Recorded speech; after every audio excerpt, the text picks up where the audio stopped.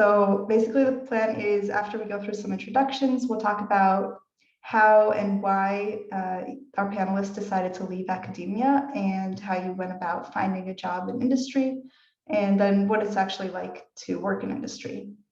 And so I'm just going to start by giving a little bit of background about myself before turning it over to our panelists to tell us who they are.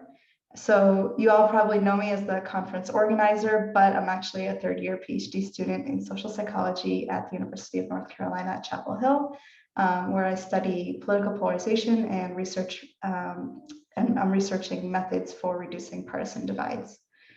But I'm not really sure that that's what I want to do for the rest of my life. And I've also been interested in sampling and data quality along the way. So that led me to an internship at CloudResearch this summer. Like a lot of you in the audience, I want to make sure that I'm preparing myself for life outside of academia. And so I hope this panel will be informative. Yeah. So anyway, that's more than enough about me. I'm going to turn it over to our panelists. And so let's start with Kate.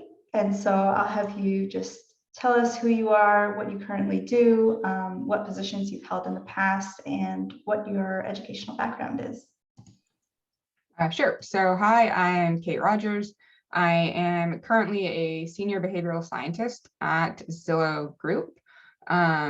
Before this, I was an assistant professor at the University of Tennessee in Chattanooga.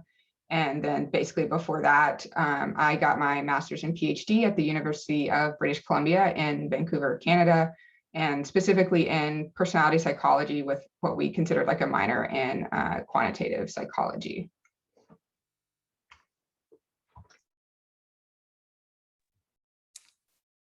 Well, hi, everybody. Thanks, Rachel, for inviting me here. Kate, always good to see you again. Ryan Sherman, I'm the Chief Science Officer at Hogan Assessment Systems. We are a personality testing firm. You've probably all heard of Zillow. Maybe not, you all haven't heard of Hogan Assessments. We work with about 75% of the Fortune 500 to do personality assessments for both selection and leadership development purposes. We're in 47 translated into 47 languages. We have distributors in more than 50 countries around the globe. Our assessments are taken by millions of people worldwide to help organizations run more effectively. I run our data science team. So we've got about a dozen PhD or master's level individuals who work on my team to do the core science and the core research that helps support what we do from a commercial standpoint. Prior to coming to Hogan Assessment Systems, I was an associate professor in psychology. I had tenure at Florida Atlantic and Texas Tech universities, and I did that for 6 years before leaving Texas Tech to join the staff here at Hogan. Prior to all of that, I did my PhD in personality and social psychology at the University of California, Riverside. Cool. Yeah, thanks for sharing. And I guess, so next I just want to jump into what made you decide to leave academia. And so whether, that was like later on after being a professor or earlier in your career, like what were you thinking about in terms of career plans, and when did you know that you didn't want to continue in academia? And so we can go in the reverse order this time and start with Ryan. Okay, sure. Yeah, so when I was in graduate school, about my 4th year, I was pretty convinced I was going to take a non-academic job. I had been fairly productive as a graduate student from a publication standpoint, at least at that time. But nonetheless, I was really feeling like that a non-academic job was what I wanted to go do. And I had talked with a couple of different consulting firms. And nonetheless, I decided, well, what the heck, there's these academic jobs, I might as well apply for them. And so I applied for a whole bunch of them. I got rejected from about like 98% of them, mostly without an interview or anything like that. But then I did get a job offer from Florida Atlantic University. So I said, well, hey, this is a pretty good thing. Why bother trying to apply for more jobs? Let's just go take that job. So I took the job, and it was very good by most respects. My career in academia was going pretty well. I got tenure a year early. I had a large NSF grant. And then I had left Florida Atlantic for Texas Tech because it was a much better job. I had a much better job offer from Texas Tech. Texas Tech was a great place to work. I really enjoyed my colleagues and the work that I was doing.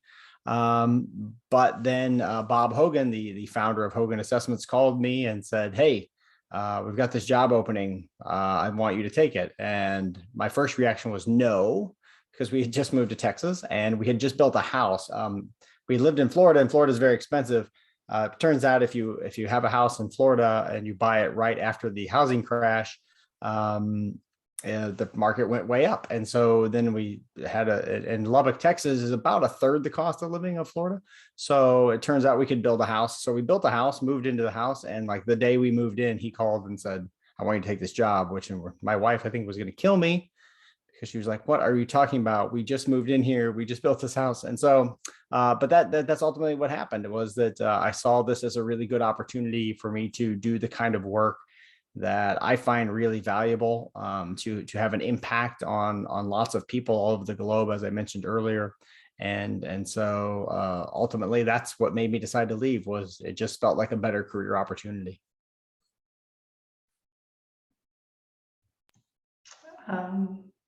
Yeah, and Kate, we'll just jump right to you and then. Sure. So throughout my PhD, like the plan had kind of been, I'll see if I can get an academic job. And if I do, that's great. If not, then like I have no like issues going into industry, because basically as an undergrad, I really fell in love with like testing, which is actually what Ryan does now in that area of things. So that aspect of personality was always interesting to me. So that was always kind of in the back of my mind. And I kind of, kept an eye on things basically as a grad student, but was like, kind of similar to Ryan, I'll apply to these jobs, see what happens. And if it works out, that's great. And basically it ended up working out. I got the offer from UTC and I was like, this will be good. Like I like that ability to do a bit more teaching and not just focus on research, but still have some grad students, because it's tech like an R2. So I was there, like kind of, it was good. Like I was enjoying what I was doing. I had good colleagues, but there was still something I love the research that I did there, and that's still my intrinsic interest, but it didn't really have an impact. People like Ryan cared about the research I did because we happened to do some similar things, but it didn't really impact people. It was interesting to me, and I really wanted to do something that was, more useful, that kind of thing, and see that matter to other people. And in this case, I kind of happened to just, again, be keeping an eye on things and saw this job for Zillow pop up. And I'm looking at it, and it basically checked all the boxes in terms of what my experience had been and my skill set up to that point. And then in terms of how it sounded like the work would be and what kind of autonomy I would get there. And so I took the chance to do the work so that I could, have more of an impact on people. Also really nice to have a much faster pace of work. Oftentimes the research I did would take about like 4 years just to collect the data, especially once I was at UTC because of what I was doing. Whereas here, an entire project can take, maybe 6 weeks, something like that. And so having that opportunity was also really nice. So it's been really rewarding. I enjoyed my time in academia, but I also enjoy this and having some more freedom and flexibility with where I want to live, how I want to take vacations, time off, things like that. Yeah, so both of you sort of like were a little bit more advanced along the way in academia before you've decided to leave. But I'm wondering if you have any perspective, this questions just came in the chat and I wanted to touch on a little bit here of what it's like if you're fresh out of your PhD, whether you have experience working with people like that or hiring people like that, and what are the kinds of skills that people need, and are they able to succeed just coming straight out of the PhD? So yeah, whoever is ready to jump in can go ahead. You go ahead, Kate. So we have hired people that were fresh out of PhD, specifically on the behavioral science team, as well as other teams.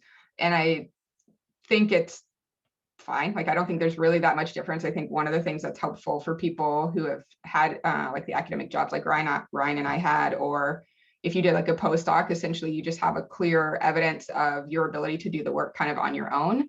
And I also think oftentimes, especially with being a prof, like we have more communication skills because we've had to have taught some and are more likely to have done some interdisciplinary work. But aside from that, I don't know that it really, at least for me and like the roles at Zillow, I don't think it gives you, a huge leg up to have specifically like, having been a professor. So yeah. Yeah, and we hire people right out of PhD programs at Hogan. A fair number of the folks that we've hired have been IOs. We've hired personality psychologists, quantitative psychologists as well, right out of PhD programs. And I would say the one piece of advice, or the one thing that I would think about doing while I was in a PhD program, if I really thought, well, I want to make sure I'm prepared for a job in industry, would be to try to find an internship. I think an internship is a really good way to get that experience, to understand like a little bit, just the little subtleties that are different about working in industry versus working in academia. I also think that a lot of industry jobs will just see that as somebody who's knows what they're getting into a little bit more, right? They won't be worried that, am I hiring this person who really wants to be an academic and will just leave as soon as they can find another academic job, right? So by showing that you have that experience, and it not only helps you, but I think it'll also make you look more promising on a resume.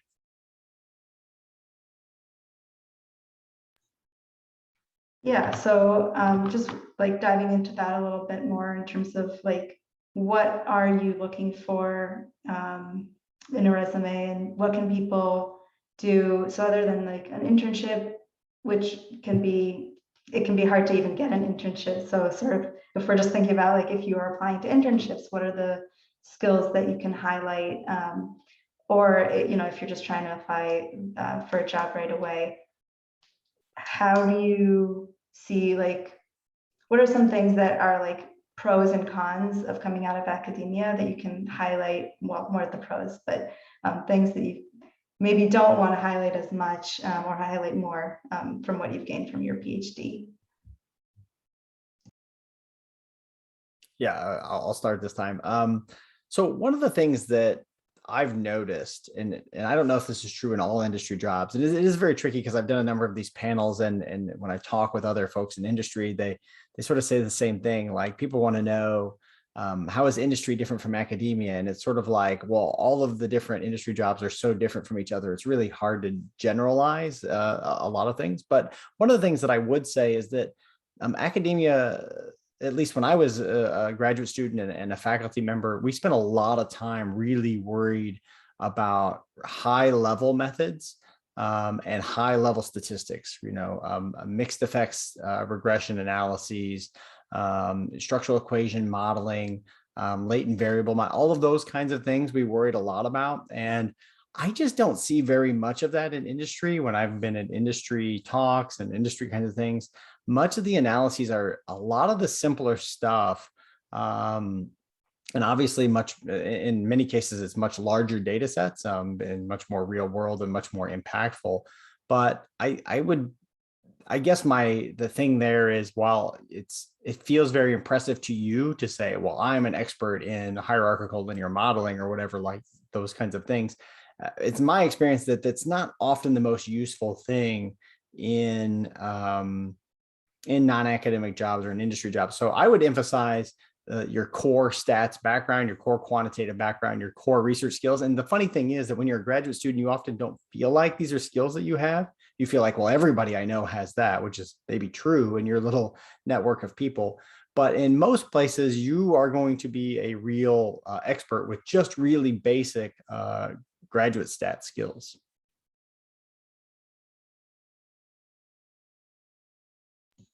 Yeah, I think that's definitely reassuring for people who maybe don't have the most advanced skills, but just being able to recognize like the skills that you do have. But yeah, Kate, what do you have to add? Yeah, I mean, I think I agree a lot with what Ryan is saying, and especially our inability potentially to generalize across jobs. Because, for example, my role is very different from what Ryan is doing. And so I and like my teammates have actually used like MLM and things like that more often, and SEM. That being said, a lot of our bread and butter was still pretty often like logistic regression and that kind of thing.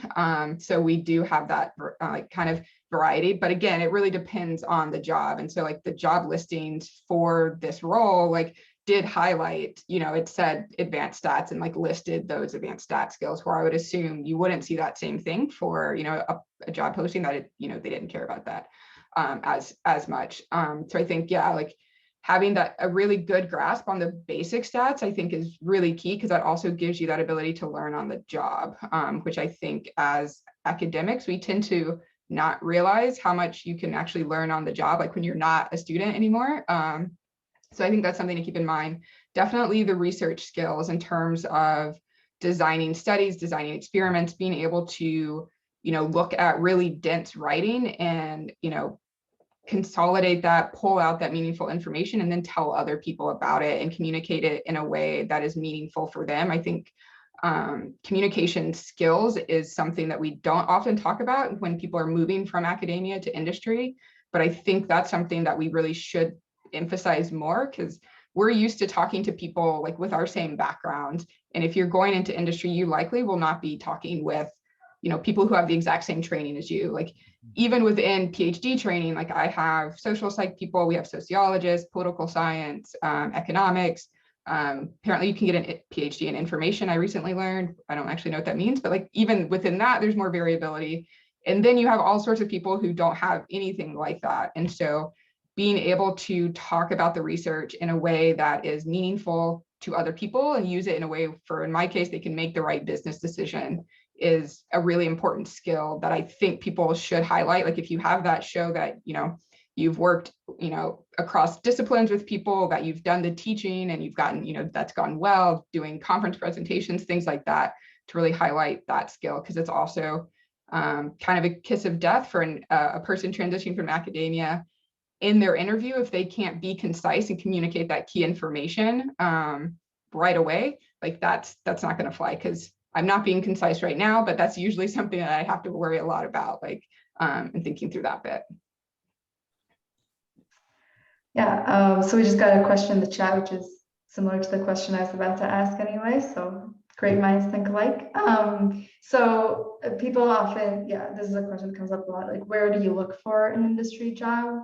And are there certain websites that you would recommend, or like job listings? And I would just add to that something that we hear a lot is that networking is a really important part of finding a job. I'm not sure to what extent it was a part of each of your job searches, but like, can you speak to that as well in terms of, how important is that versus just applying to jobs that you see on Indeed or wherever you would see job postings? So we'll just keep flipping. So I applied via LinkedIn, and that was kind of the main place that I checked, because I feel like it often had most of the jobs and was kind of the easiest for me to navigate. I applied cold. I didn't know anybody at Zillow, anything like that.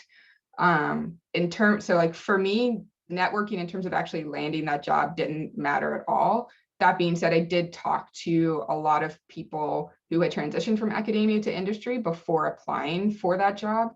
And I think that's really helpful, helping you kind of understand what these different jobs look like. Like, I feel like you often hear about, especially for psych, like you go into UX and data science. So getting a better sense of what that day-to-day looks like was really helpful for me, as well as getting some examples of what resumes look like, because you're not going to send in your CV. That's also going to be like a kiss of death to figuring it out that way.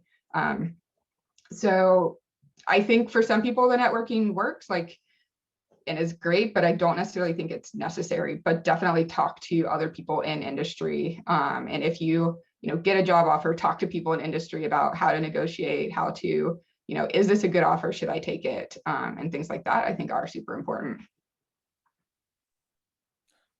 Yeah, I would actually second the LinkedIn thing, in part because what we're seeing happening a lot right now is people are just being recruited.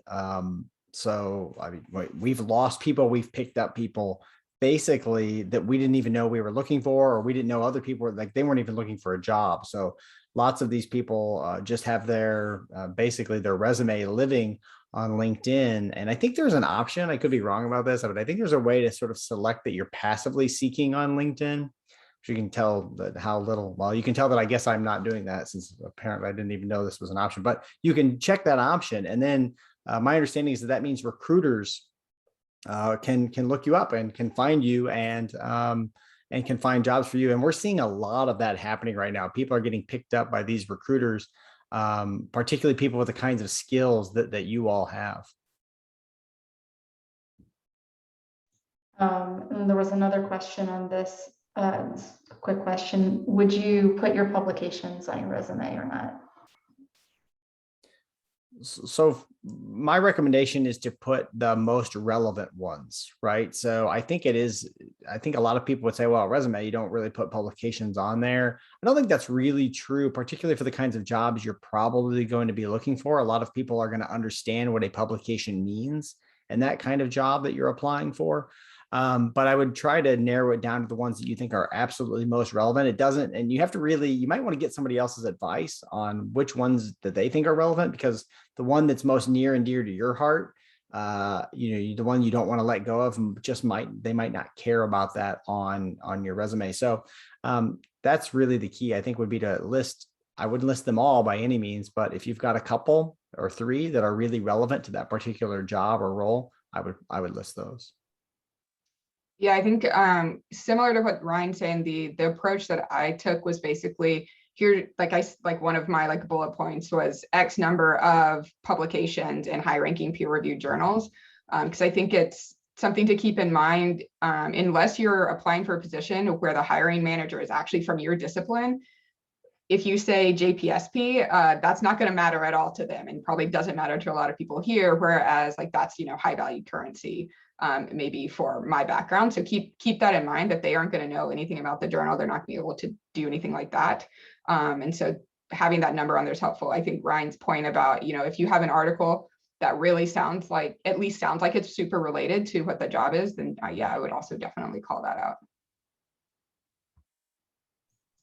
All right, cool. So just transitioning a little bit to, so you decided to leave academia, you found a job. Now, what's it like actually working in industry? So I think we'd all be curious to hear a little bit of just what is your day-to-day life like? How much is it self-directed versus other people telling you what to do? What are the kind of hours that you work and projects and working on teams or not? So there's a lot of things that go into your work, and better than I do. So yeah, just tell us a little bit about what that's like. Yeah, so for me, like this was the biggest question I had, like, what does this actually look like? Like, what does an industry job look like? So I am going to say, like, I did for a couple of days on my Twitter, just like write out like what I did that day in work. So feel free to go and find that. And just to give you a better sense, because I feel like it is such a black box of like what's going on. So for my role, I just pretty much just do research from kind of start to finish. So meaning all the way from like ideation, coming up with the ideas, doing the lit review, deciding the method I want to use, designing that study, running the study, analyzing it, and then disseminating it. And so that does happen on a much faster timeline. Typically, my projects are like 4 to 6 weeks. A long one that I did, I think, was about 4 months because it required a lot of support from like other areas. So I think that's really what I do a lot of, is kind of similar to your late stage grad school, probably, where you're working pretty independently on a project. You're just doing it a lot faster.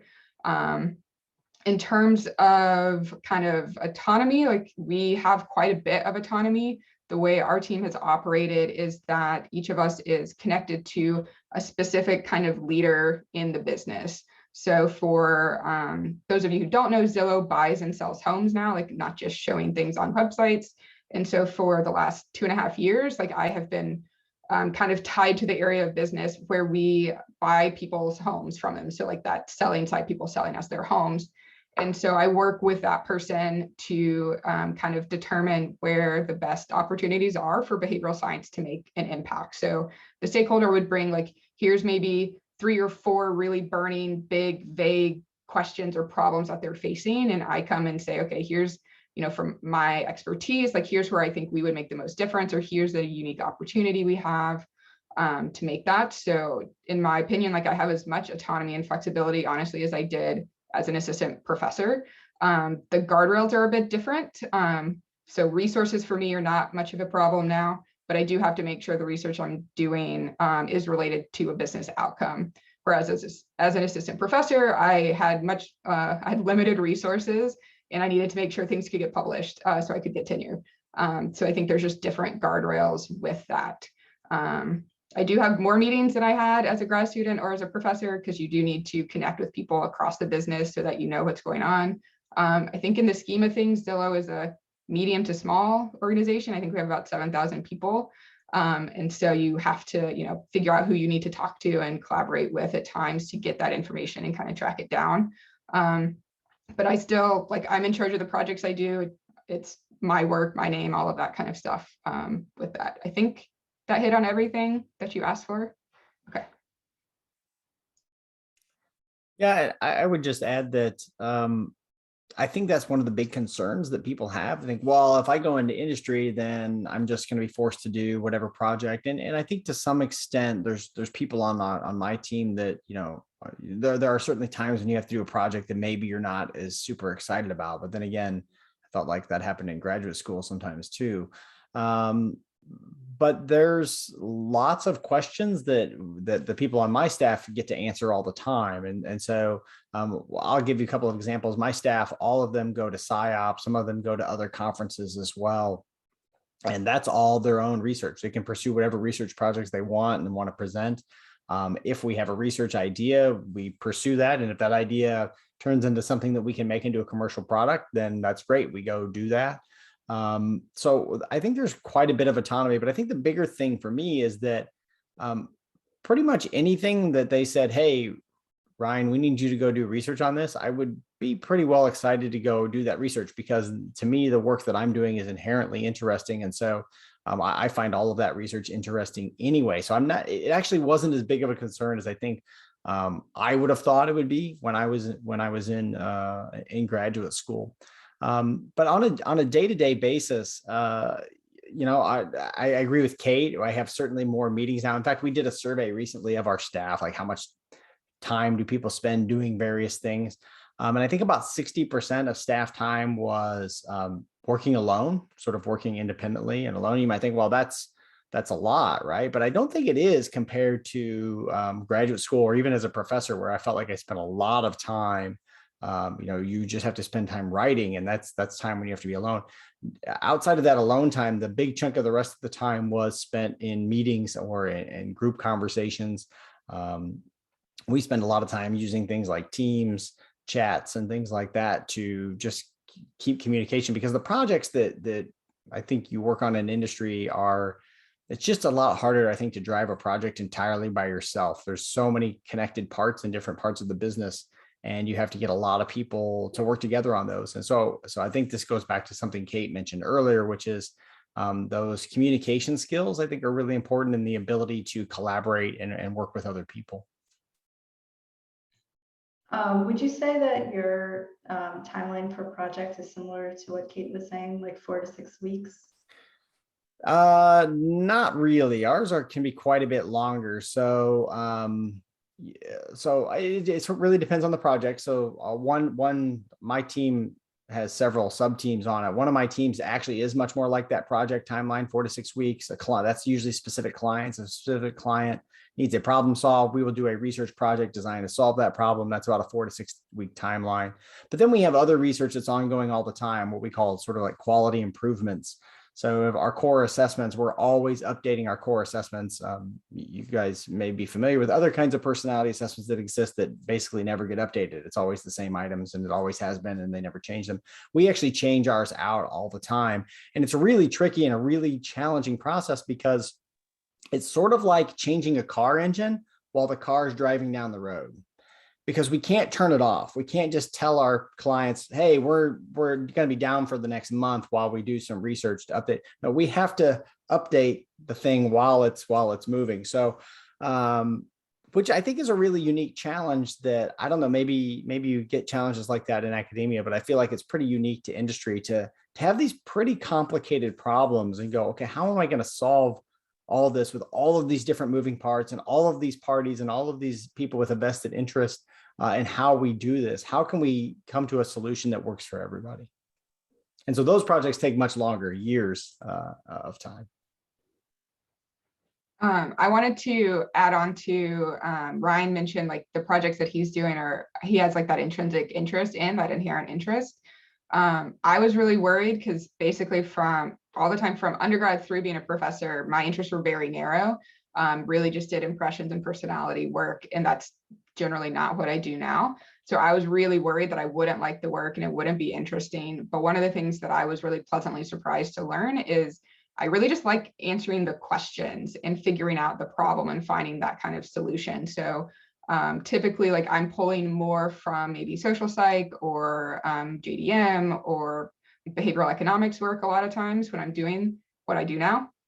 And it's still actually really interesting to me. So I think that's another thing to consider if that's a particular concern of yours and you don't feel like you can find a job where you can really put those substantive interests to work. You may also find yourself really pleasantly surprised that you get to do that. And you may also be able to, once you're in a role, kind of pivot to something that is more inherently interesting, which is what I've also managed to do, where I am now starting to do more kind of personality and like social interaction kind of work, which is my inherent interest, which is just a bonus. Like I was happy doing what I did, but now it's kind of this kind of like icing on the cake part of it. Yeah, I'm wondering just like about the timeline piece, because research projects in academia, I mean, it probably depends on the area and everything, but they can take many months to a few years to go from like idea to collecting data, to writing it up, to getting it published. So what is it that you're able to do that's like makes it that much faster? Well, one thing we don't do too often is publish them. We do publish, but I would say we publish 1% of the studies that we do because we do studies so frequently and there's only so much time. If you want to come be an intern for us and dig through our archive and publish all of these really awesome studies that we just have sitting here, that's like, wow, that's so cool. I wish we could do something with that, but who has the time to do it? So that's part of it. We do publish a technical report for every study that we do, but we build in a lot of processes for doing this. So partly this is due to my incredible staff. They've built out some processes for our technical reports that really, once you have the key information and the key stuff, the report kind of builds itself and you just are, copying and pasting and bringing things in from other areas. But for the most part, the report builds itself. So that's one way that we can do it very efficiently. Get to the end of that project is because we have a sort of a template for how to build out these reports. So for us, the timeline is able to be that fast because I think we focus on much more narrow questions. Like a lot of times in academia, you might see a publication that has like 3 to 5 studies in it, which is great. We would probably have treated each of those studies as a separate project that kind of like built on itself. And so I think that's an inherent part of the speed is just that ability to ask much more narrow questions at times. Another benefit is the extra resources. So the project that I talked about where I think it took like 3 or 4 months, it took a little bit longer, but if I had been in academia trying to do it, it would have taken me probably another year because I was able to get an engineer on another team to build an API for me. I was able to outsource the editing of some photographs that we use and things like that. And so having those additional resources also makes a really big difference. So yeah, like for us, if you're doing like a six-ish week project, you probably have about like a week and a half of kind of lit review, ideation, kind of figuring out what you're going to do, a week and a half of designing the study, often what we have it in Qualtrics, so doing the JavaScript and HTML and all of that you might do into that. Depending on the data collection, it could be 2 days, it could be a week. then you have about a week of analysis. And I think, probably spend a bit more time on our dissemination because we often do decks. So that's often, maybe about a week in really nailing down, and we practice and get feedback from teammates throughout each of these different components. So like, we're also constantly able to get that feedback. If we're stuck making a decision where I may have spent a month debating it on my own, I can get some feedback from teammates in a day and make that decision and kind of move forward. Yeah, so it sounds like it's also very collaborative. Ryan, did you want to add anything? I was just going to say that resources point is a big deal that Kate mentioned, right? So, for our research, we get thousands of people who take the assessments every day. And just like, well, okay, well, we can run a study in a week, it's no problem. We'll have plenty of data. And this is even true for, small samples. You say, well, we need Black people in South Africa. Well, we can get that. I mean, it doesn't take us too long. When we work with clients directly, they're really motivated to provide us data, right? So we say, well, we need your experts to answer this survey, and they can get us 12 experts to do it. And we say, okay, you've got a week to get this done, and they'll get it done. Unlike, so we're not begging subjects to come complete our assessments or whatever questionnaires we have. Another question that came in the chat that I think is interesting is, to what extent do you rely on the academic literature to guide your questions? So I know a lot of it is more like problem solving oriented, but then you also talked about doing literature reviews. So how important is that theory in guiding what you do? And then what do you do if your results are sort of counter to what the theory would predict or the prior literature? Yeah, so for my team, we describe ourselves as basically theory-driven, customized experimental research. So everything that we do is based in some kind of behavioral science, pretty broadly defined theory. So we have pretty clear hypotheses. We do, like within our team, like a pre-registration, even with those hypotheses. In our decks, we include the citations for it. And we write out kind of what those hypotheses are. I will say we don't necessarily write them the same way I might have if I published them, but it's very much theoretically driven. So yes, it's there. It's part of, it's like, for example, maybe we want a customer to answer the phone when we call them, right? Like, that's a problem. Lots of businesses have it. You can think about answering that question using a lot of different behavioral science theory and approaches. And so that's what we would do. It's like, okay, well, in behavioral science, it would suggest that maybe A, B, C, and D would be good approaches to change that. So that's kind of what that process looks like. For the second part about whether we would reconsider our data or the existing theory, honestly, it depends. It depends on, for me, like answering real estate questions, like there's not a lot of academic research that has really looked at how people make decisions with that kind of money, that kind of frequency. Oftentimes, if you're in like JDM literature, they're debating about, buying a pencil or a cup. And so I think there are absolutely times when the theory is just not applicable to the situation that we're working in, and that might be why we don't see it. There's also times where, it's maybe just the way that we designed the study. So like we might get a null result because the design didn't capture it or something like that. So it really just depends for that second piece. Yeah, I think for us, everything that we have is built on some academic literature at some point. Our core assessments are sort of Big Five based. We deviate a little bit from the Big Five, in part because, I don't know if that's a deviation from theory or what you would want to say there, but because we found that for our clients and for the work that we do in terms of predicting the outcomes that our clients care about, it actually helps to separate our model a little bit differently from the modern Big Five structure. In particular, for example, we have a construct called ambition that draws a little bits from extroversion and little bits from conscientiousness, but it's not extroversion and conscientious. That does those other parts of it get left out. And it turns out that that's really important in predicting performance in the workplace, ascendance to leadership positions, things like that. At the same time, we do occasionally come across studies in academia that are maybe a little suspect, and we're like, well, we actually have a lot more data from a lot more countries on a lot more people who are working adults that could answer that question, and we don't get the same answer they do.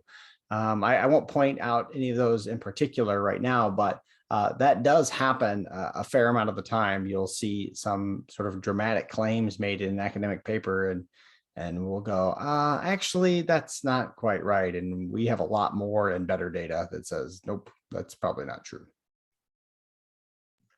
Sounds like you should work on getting some of those data published so that the rest of us Nice. can. It would be nice. You know, we do publish things on our blog too, so they're more informal kinds of publications. We publish research stuff that way. I mean, it's not the same thing as an academic publication, and part of it is because honestly, we just don't have the patience for the academic publication timeline.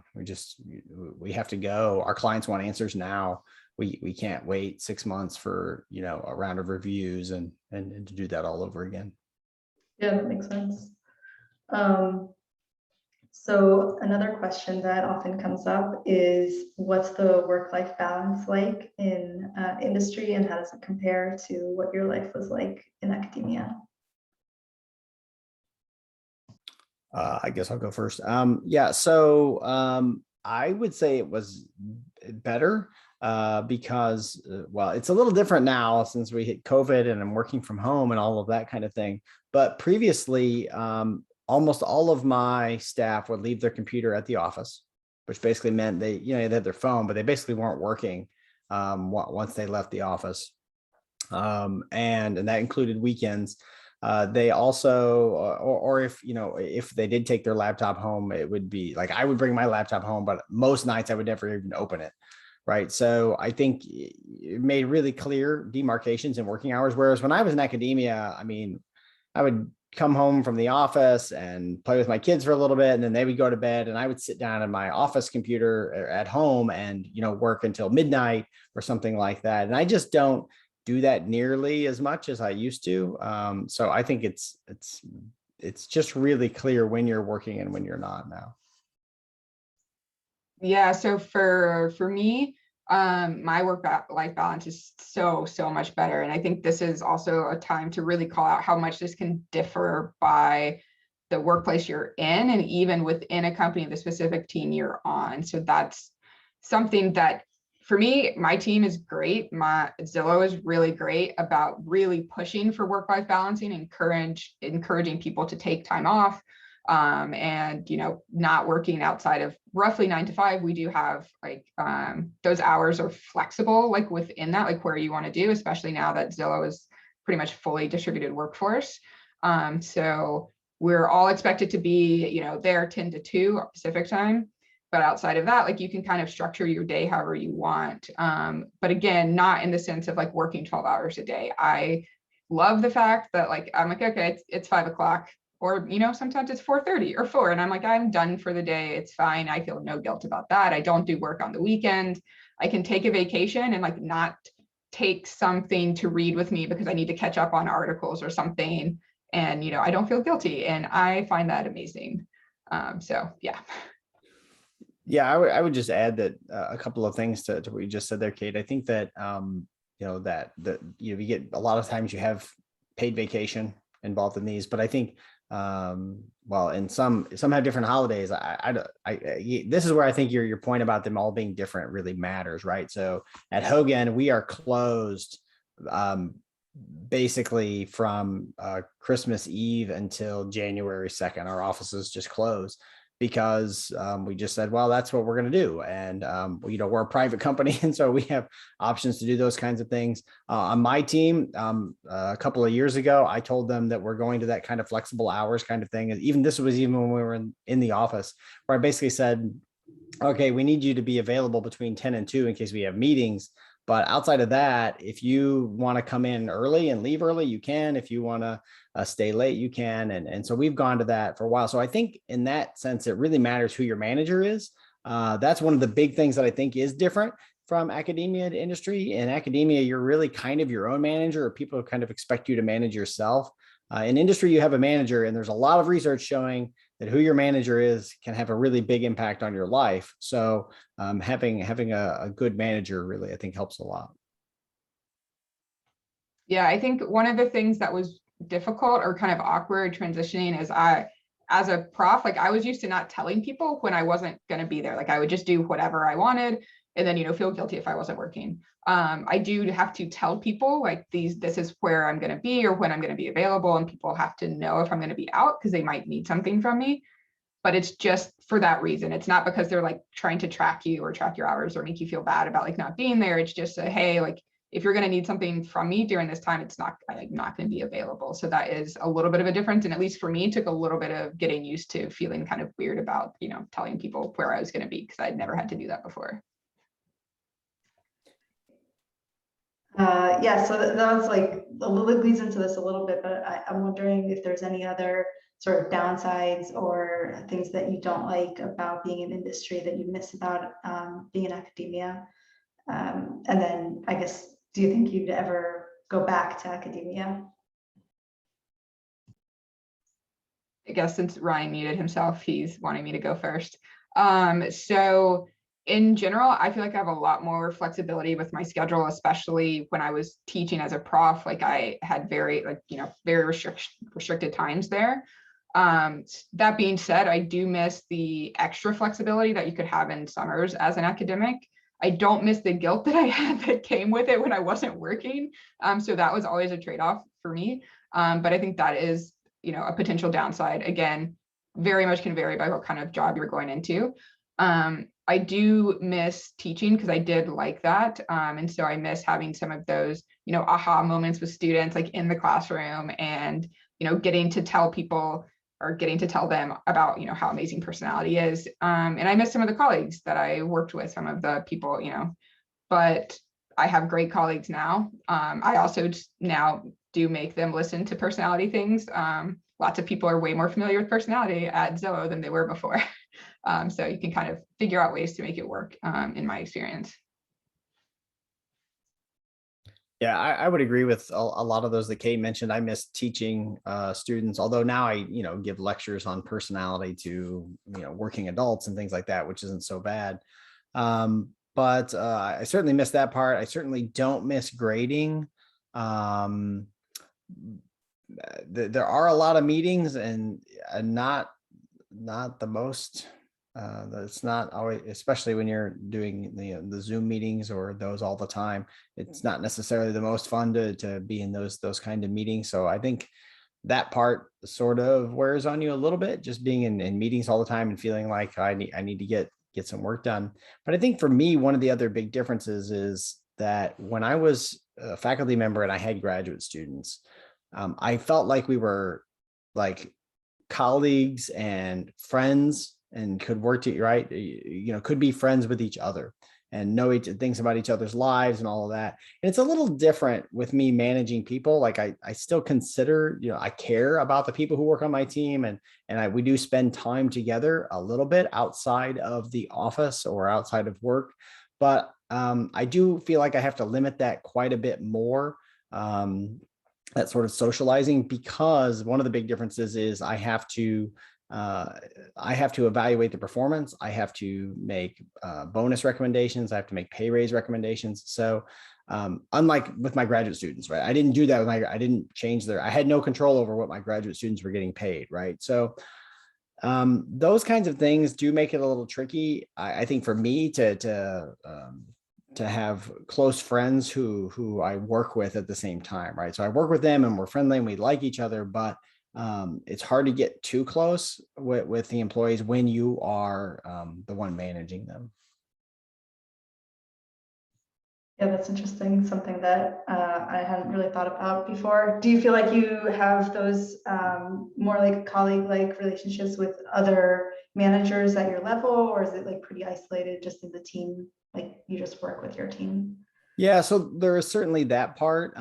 Also, it's just a little different because in academia, I was friends with all of the people I worked with, right? Whereas now I'm like, well, I'm friends with neighbors and I'm friends with, right? The people I'm friends with my kids' baseball coach, right? Things like that become your friends more so. I think it's more of a function of managing, not so much a function of being in industry. It's that the kinds of things that I have to deal with, it's just good for me and good for them if we keep some distance. Yeah, I think it's definitely different because I am not a manager. It's still like more clear kind of professional lines typically, like in my experience, like with a manager and with other people. That being said, like people, like we would definitely hang out outside of work, like pre-COVID times. People clearly were friends outside of work. Our team would actually have like invite everybody over to people's houses for various things.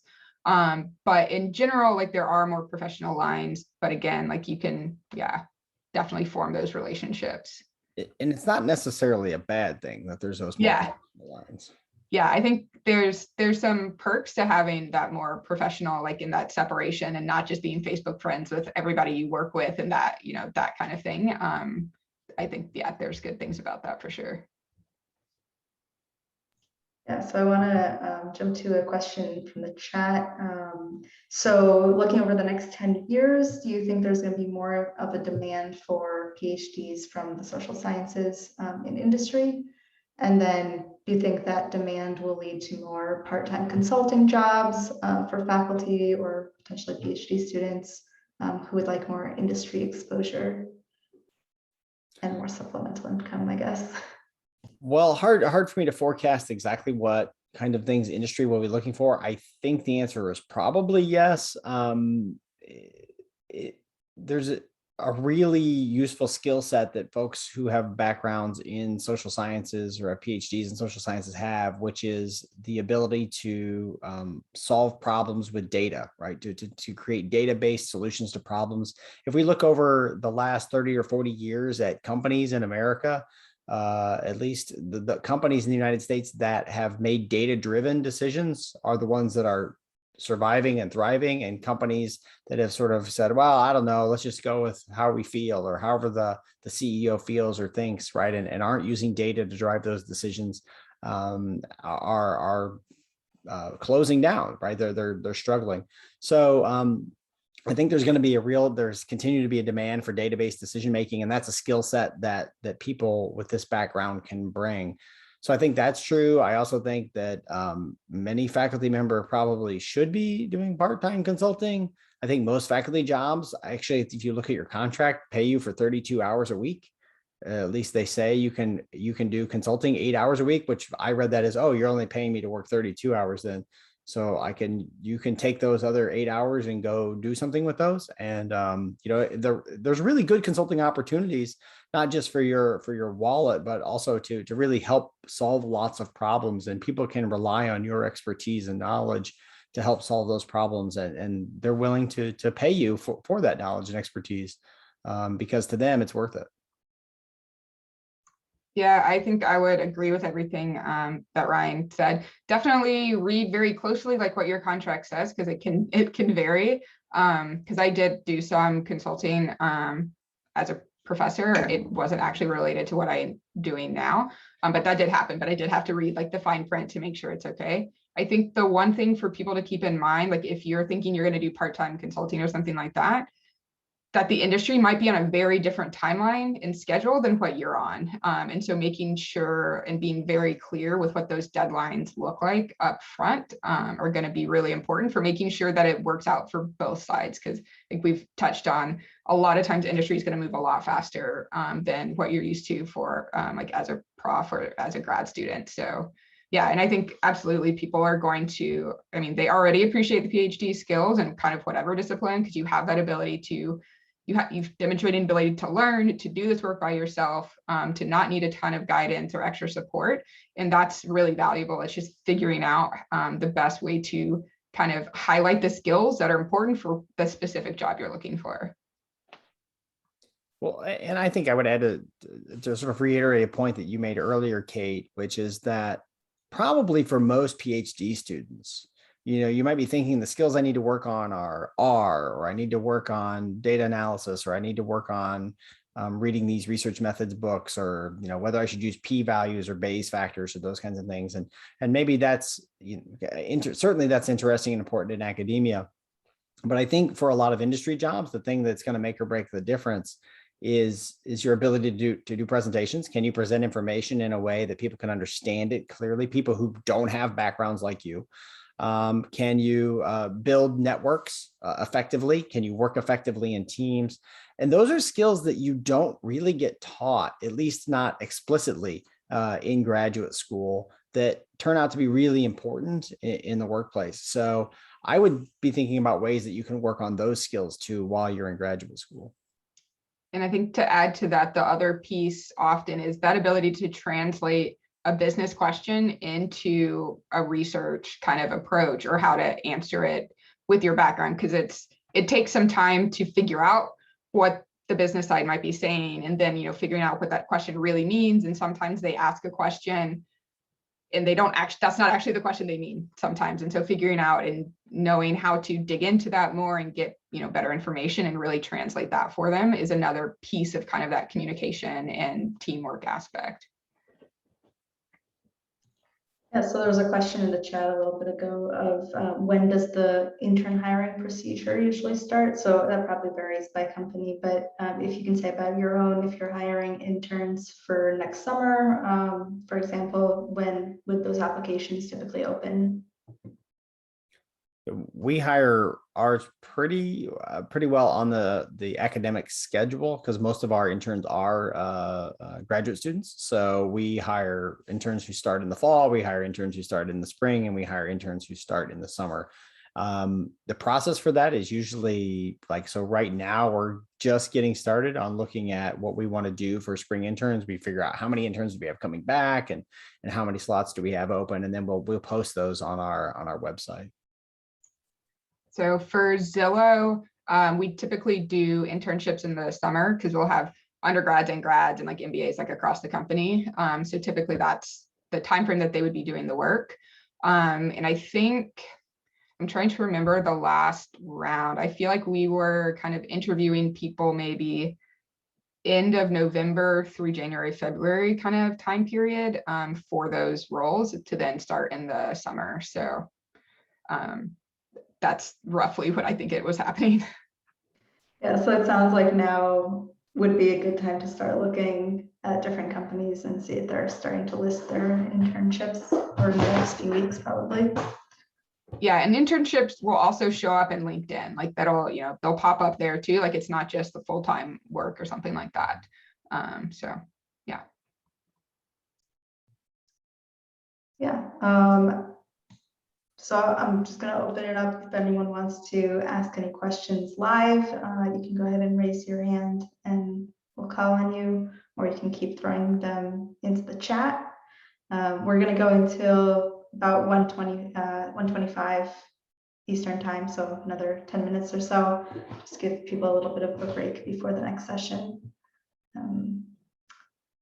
Yeah, see if any questions pop up.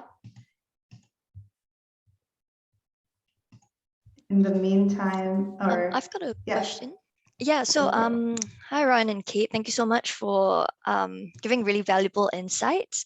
So I was just curious about going into industry and the types of PhDs that tend to go towards the quantitative side of things. Is it also, so I mean, I'm a management scholar, but I'm wondering, let's say for people who are outside the social sciences, what are the chances of actually being able to switch in terms of their focus to go into a quantitative side of the industry? Yep, thank you.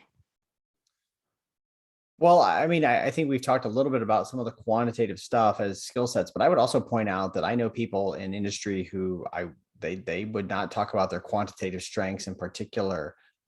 So I don't think there's mostly what they're relying on is their ability to solve problems, their ability to think through problems, their ability to digest research. So that's actually really valuable as well.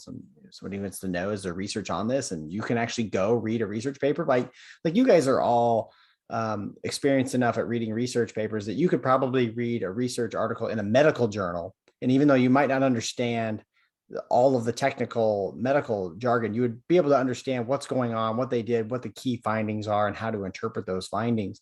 That kind of skill set is really valuable in industry too. So it's not just your quantitative skills. So, but in terms of what you would need to do to shift from an academic to an industry job in terms of quantitative skills, I don't think there's too much. I think it's just the ability to communicate what skill set you have and that you can offer to that specific job. Yeah, I think that's totally fair. And there's people, so my particular team is really social science, behavioral science. And so you need to have that ability to do, experiments with humans that, somebody who has a biological or bio PhD might not have that particular skill set. That being said, the data scientists, we have machine learning, we have AI, who, they're having PhDs in math, in computer science, in lots of subdisciplines that I don't know the fancy terms for. So absolutely, it's just my particular team and experience. You need to have that kind of experiments with humans, that component of a PhD. Cool, thank you so much. And then there are a few more questions in the chat. When would you recommend that graduate students apply for full-time industry positions? So what I've always heard is like you should expect it to take like 3-ish to maybe 6 months to like land a job from when you start applying to actually getting something. So I think that's worth keeping in mind. Otherwise, like it's a balance of, if you apply and get a job, industry's gonna want you to start, basically right away. Whereas I got my professorship in November and didn't start until the following August.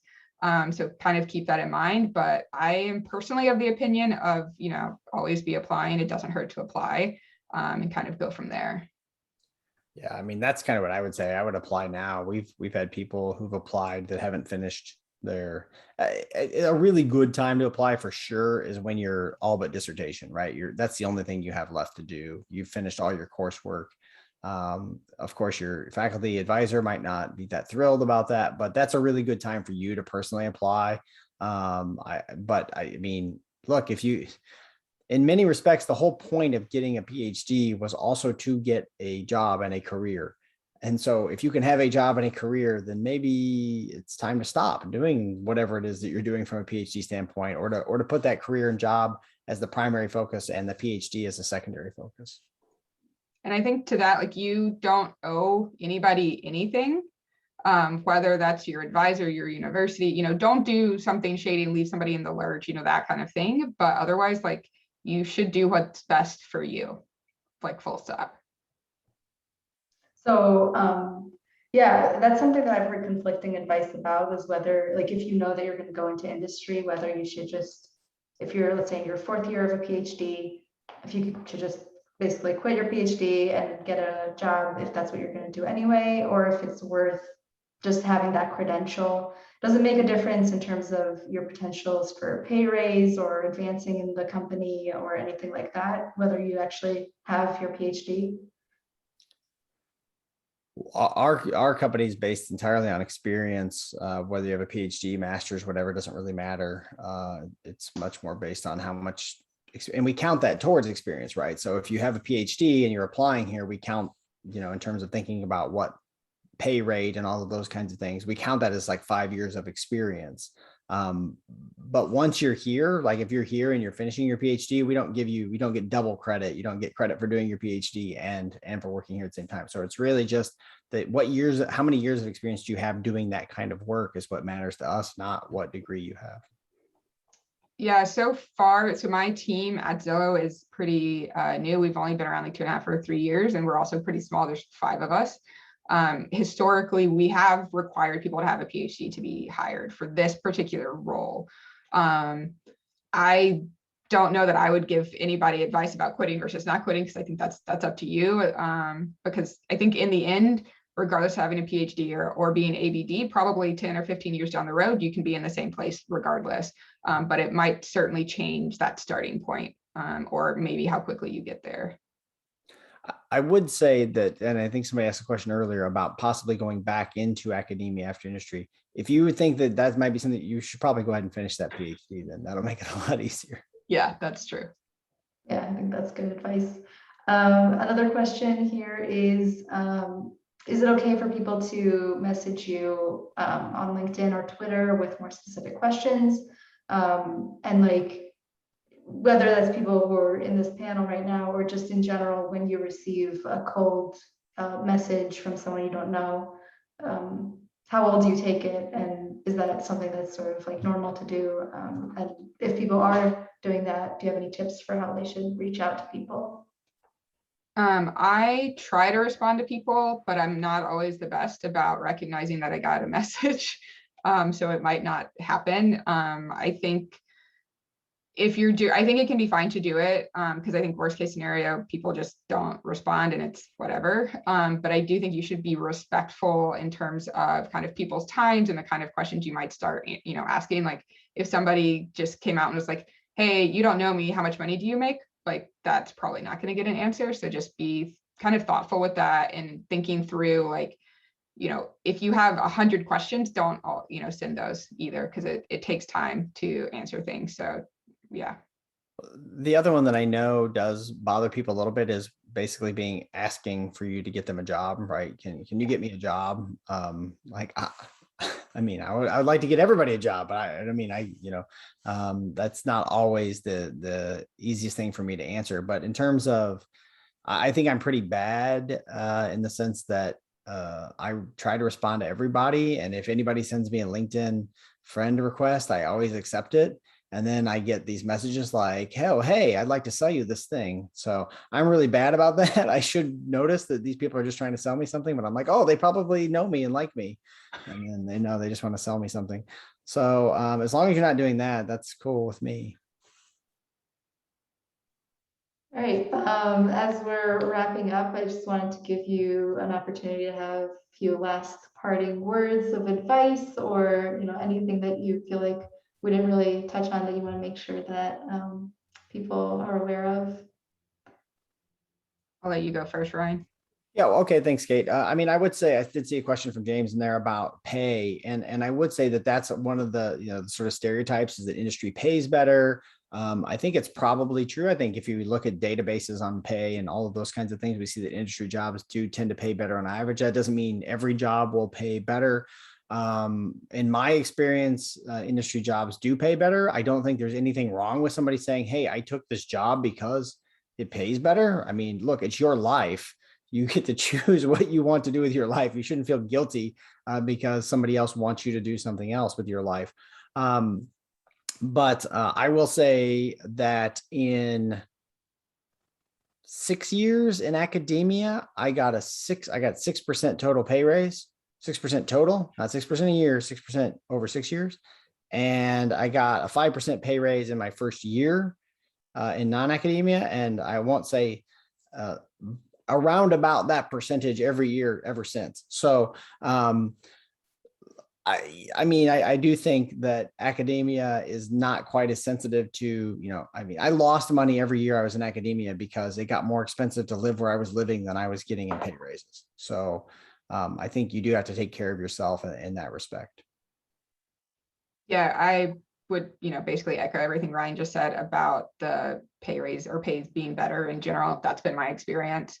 I think it's also, I know we've said it a bunch of times, but it's really important to keep in mind, like, there's not like a set industry job. Like, there are so many different paths out there and so many different types of jobs that people could have. And then even within, like, let's say you become a data scientist, like your experience can vary so much by the specific place you're working, the industry you're in, and even your team. So just keep that in mind as you're looking at jobs and looking for roles. And I do strongly encourage you to reach out to people who have gone from academia to industry to hear about, what their job's like, what their experience was like. That was really beneficial for me in kind of figuring out a bit better about what kinds of roles I might be interested in. And then also, talking about what the resume might look like, how to negotiate, is this or that like a normal thing? I think that was great advice. Thank you both